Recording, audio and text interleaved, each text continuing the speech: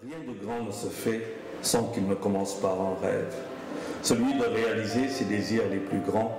et par la même occasion de se réaliser et réussir son rêve. Pour y arriver, il faut y croire, persévérer, avoir de l'endurance et du souffle, douter certainement, comme tout le monde, mais ne jamais se décourager, ne jamais abandonner. Quel est le secret de la réussite à laquelle s'associe bien sûr des compétences et à coup sûr un brin de leadership, si ce n'est le leadership tout court. Yankhoba Ndiaye le sait. Bien que jeune, en situation de handicap, il n'en est pas moins un leader. Du haut de ses 20 ans et quelques, sur sa chaise volante, il rêve de se faire un nom sur le grand écran, comme sa maman, Marième Gueye Ndiaye. Waaw mën nañu wax lool de parce que ci milieu cinéma bi laa nekk depuis 92 ba léegi alhamdulilah mais moom infographie laa bëggoon mu def la doon def sax au Média Centre de Dakar mais il s'est trouvé que Moussa Touré le grand cinéaste nekk seen formateur nekk seen directeur pédagogue man xaw ma ko woon sax. Après benn jour rek la ma woo ni ma mais yow waxoo ma ni woon sa doom mi ngi fii ainsi de suite jeex na après mu suivre filière boobu benn jour mu ñëw mu ne damay def film mu ne Pa Moussa nee na damay def film man ko film mu ne waaw man ko xam nga lan moo nekk ci film mu ne ma waaw man ko lan mooy sa projet mu ni ma dama bëgg def film ci sama bopp damay raconter sama vie léegi yow danga may jàppale ci sama juddu nan laa nekkee handicapé ak yooyu nan la ñëwee daal. Il a déjà commencé d'ailleurs, et pas avec n'importe qui, pour ses premiers pas dans le cinéma. Moussa Touré, écrivain, cinéaste, producteur, technicien, l'a aidé à réaliser son premier film. Vous savez, moi on a fait appel à moi dans une école qui s'appelle le Forut, le Média Centre. Et dans ce Média Centre, il y avait à peu près une vingtaine de jeunes là, à qui je devais donner, au fait, je ne dirais pas des cours, mais je leur donnais l'occasion de parler d'eux-mêmes, de parler de leur vécu, cinématographiquement, je dis. Donc c'était écrire un scénario et puis le faire. C'est-à-dire, c'était ça, c'était cette rencontre-là qui a eu lieu. C'est-à-dire, et dans ce lot-là, il y avait Yankhoba. Et il y avait Yankhoba qui était toujours derrière, parce que tout simplement, il ne se mettait pas en avant, parce que c'était le seul handicapé. Et moi, toute ma bataille, c'était de le mettre en avant. Donc tous les matins, je lui disais, allez, écoute, allez, devant. Mais la remarque que j'avais faite, c'est qu'au fait, j'avais remarqué que parmi les élèves, il était celui qui avait le plus de vécu et qui, au fait, savait comment raconter. Il avait l'idée de comment raconter son vécu. C'était un des élèves qui avait mieux compris cela. Alors Yankhoba, tu peux parler de comment on s'est rencontrés aussi, hein? Oui. Bon, ñi ngi xamante au Média Centre en l'année 2019. Au début yow da nga ñëwoon rek seet si directeur bi fa lañ tase. Après l'année 2020 après ci nga ñëw carrément au Média Centre pour defal ñu cours. Mais cours bi yow ba nga ñëwee ci nga ma jàngal lu ñuy defee film ba ma def sama benn projet de film. Mais au fait, je pense que c'était pas juste des projets, mais parce que pour arriver sur ce projet, il était nécessaire de garder un processus. Ça veut dire que tu allais faire des enquêtes. Il y a eu un journaliste qui est passé vous voir, vous apprendre comment on allait enquêter. Il y a eu des caméramans qui sont venus aussi vous montrer aussi comment faire la caméra, le son. Et puis après, surtout, comment écrire aussi un scénario, comment écrire un projet. Et pour cela, j'ai écrit j'ai écrit mon projet qui s'appelle c'est dans l'esprit mais en wolof affaire bi ci xel la mais dans le film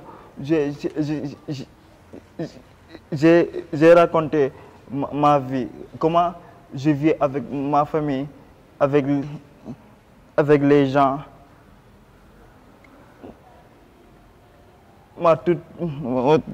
Toute une vie, j'ai raconté je l'ai raconté dans le film. Parce que dama xam ne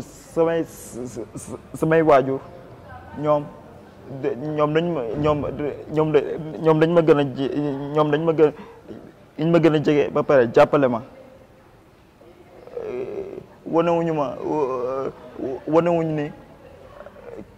ki handicapé la rek naa ko bàyyi mu dem ak sagom dañ ma jàppale ci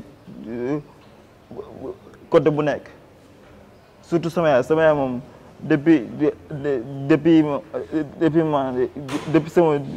sama juddu xam nga mi ngi may toppatoo ba jusqu'à présent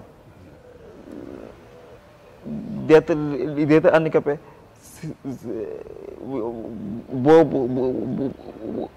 boo nekkee handicapé rek waroo toog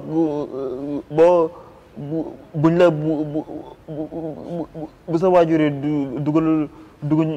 dugaluñ la école wala dugaluñ daara yow waroo toog rek croiser bras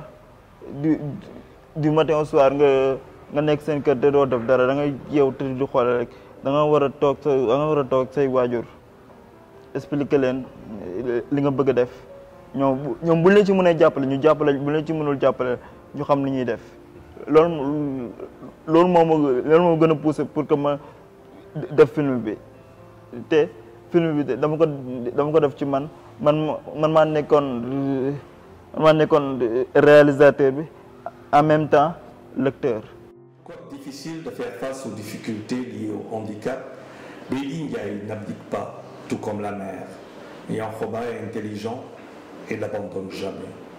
L'ancien élève du centre d'appareillage Talibou Dabo, fondé au début pour les enfants handicapés, ce qu'ils gagneraient à rester d'ailleurs. mën nañu wax ne que au départ xaaruñu ko woon parce que Yankhoba Ndiaye cycle am yëpp mi ko defee Talibou Dabo maternelle ba seconde ba am BFM bon bi ma BFM nag problème boobu mënul woon continuer parce que xam nga njàng bi moom am foo xam ne il faut mu xaw ko arrêté tuuti donc bi ñu demee ba ci biir ñu waxtaan ceeg moom laaj ko nag lan la bëgg a def waaw mu gis ne que yaayam moom it mi ngi ci domaine du cinéma mu ne man daal defe naa ne sama xel daal mooy def cinéma donc pour def cinéma aussi il faudrait que nga am base bi tuuti ak fondamentaux yi bon ci la yaayam xalaatee daal comme quand benn école bu ñuy wax média centre mu dugal ko foofu donc fa la defee formation ba génn donc disons daal que buggum cinéma bi foofu la jógee xam naa relation bi yaayam am ak yenn cinéaste yi moo taxoon daal mu ne daal que xam naa dañ ñàkk aussi ñu ko mën a jàppale pour mu mën a def rêve bi nga xam ne moom la bëgg réaliser muy def mu nekk cinéaste. Comme Moussa Touré, Christian Boudjabi, manager de handicap talent, croit en Yankhoba Ndiaye. Mais faudrait-il que d'autres croient aussi en le cinéaste aspirant? Handitalent c'est une association qui regroupe des handicapés, moteurs et visuels, qui ont du talent. On a créé cette association pour permettre aux jeunes talents handicapés de pouvoir se promouvoir,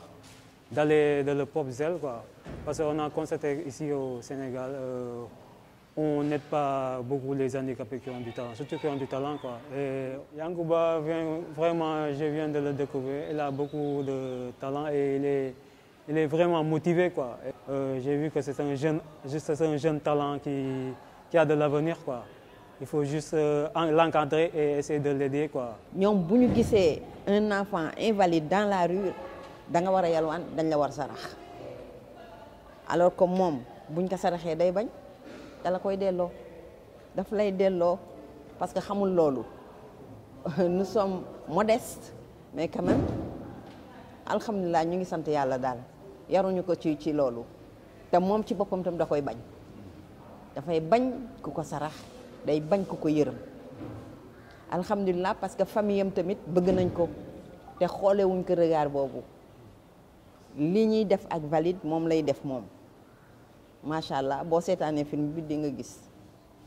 développé xam naa ne handicapé yi ni leen européens et américains yi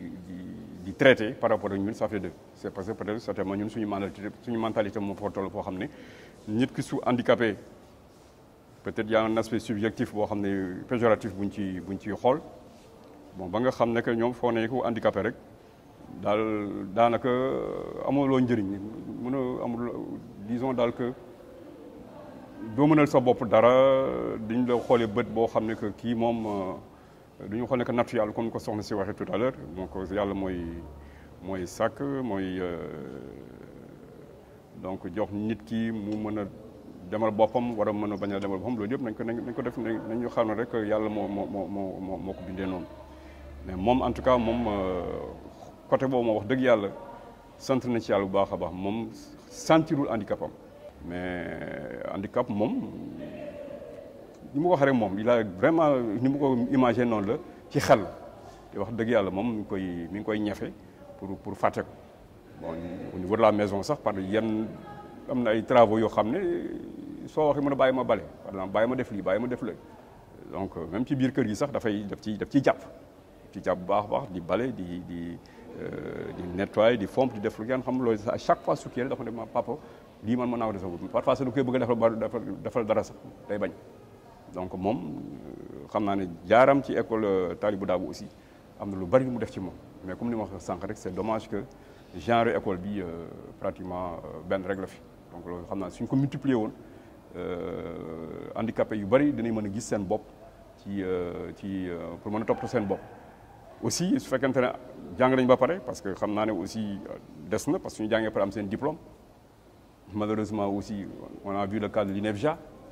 xale yi jàng ñefe war a jël société bi malheureusement non on prend des décisions décrets lois nangam % pour les handicapés dara donc tout ça aussi je pense que dañ ko war a xoolaat daal handicapé ñu leen di jàppale ñu war a xoolaat ñu leen di jàppale bu baax a baax. dama jàppoon ni juste mun naa ko def sans sama handicap parce que man su ma nekkee kër gi même bu ma nekkee ak les personnes valides damay jàpp ni ñoom ëppale wuñu ma dara damay jàpp ni ñoom lu ñu def rek man mun naa ko def. Qu'est-ce qui a été un peu lan moo gënoon difficile pour processus boobu yëpp nga egg si ça veut dire commencer jàng ba egg ci benn film lan moo gënoon difficile pour yow pour loolu. lan moo gënoon difficile bon su fekkee am naa lu ma ci jàpp samay depuis ba ma jógee centre Talibou Dabo maa ngi nekk ba ma ñëwee média centre sama déplacement ci la gënoon metti mais dama ko ñafe mais Père Moussa ba mu ñëwee wax ni ma da ngay def benn projet ci laa commencé xalaat ma samay déplacement média centre ba Grand Mbao centre Talibou Dabo ba Grand Mbao la difficulté yooyu la laa ci doon dul après ci laa toog xalaat ak li ma doon gën a nekk kër gi ak samay waajur ci laa bind scénario bi. Maintenant, voir le film de Niankhoba, il paraît qu'il est dans la boîte, mais ça, c'est un autre film.